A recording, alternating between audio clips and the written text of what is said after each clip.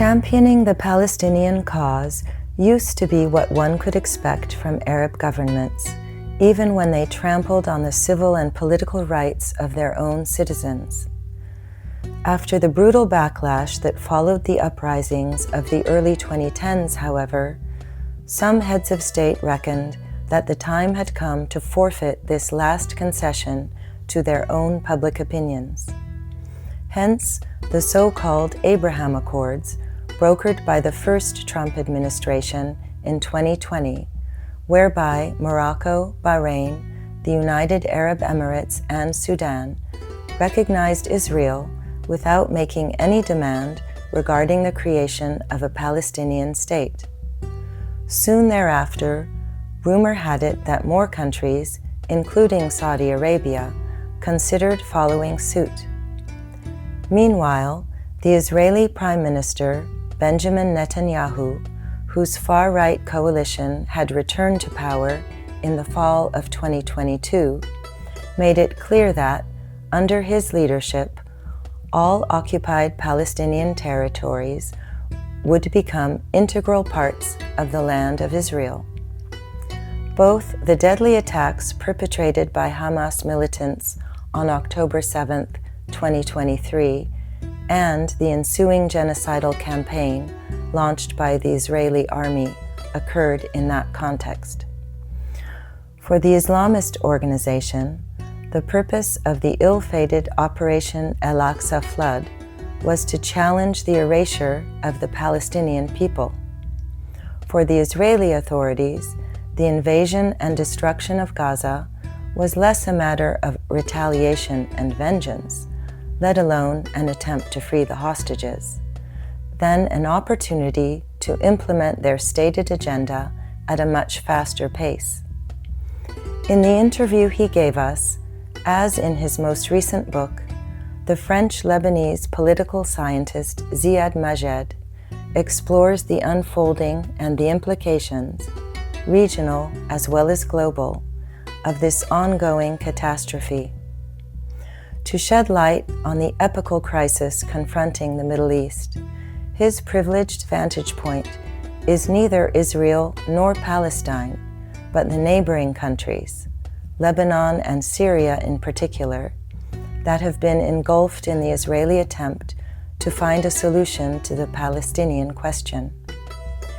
In Lebanon, Ziad Majed recounts, Hezbollah, the Shiite political party and militia, initially tried to do its part as a member of the Tehran-led Axis of Resistance, yet without waging a full-fledged war against Israel. For the Netanyahu government, however, containment was no longer the order of the day. Emboldened by the unconditional support of the U.S.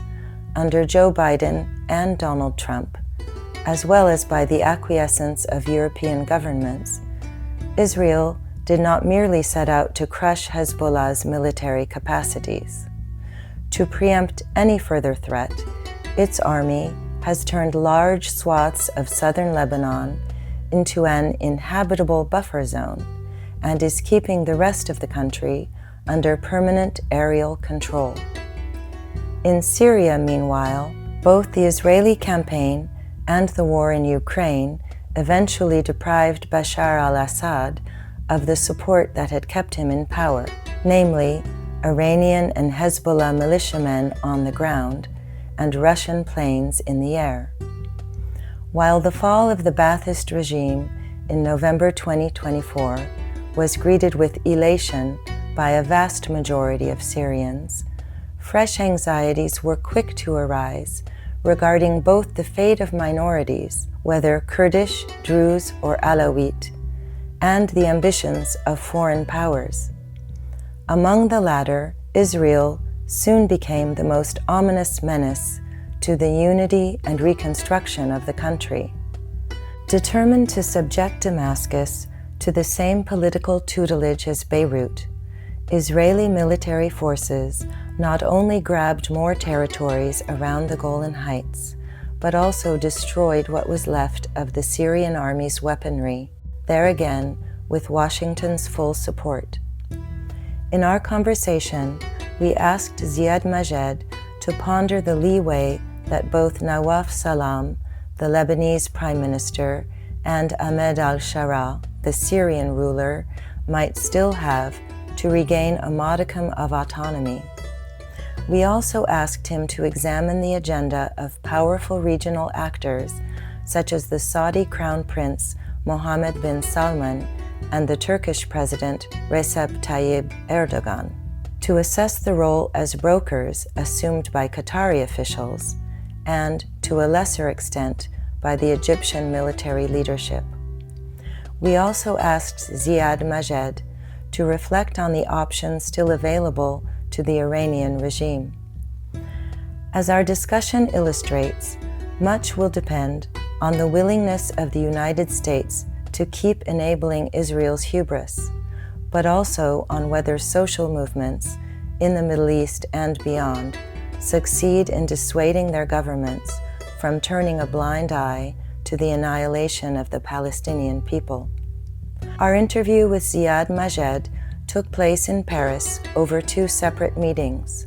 We first talked to him on May 9, 2025, when Donald Trump was about to meet Mohammed bin Salman in Riyadh and seemed to be heeding the Crown Prince's call to rein in Benjamin Netanyahu and continue negotiations with Tehran. A month later, however, Israel launched the 12-day war against Iran, which the Trump administration seconded by bombing 3 nuclear sites. We thus decided to update our interview with a second exchange, which took place on August 30th, 2025.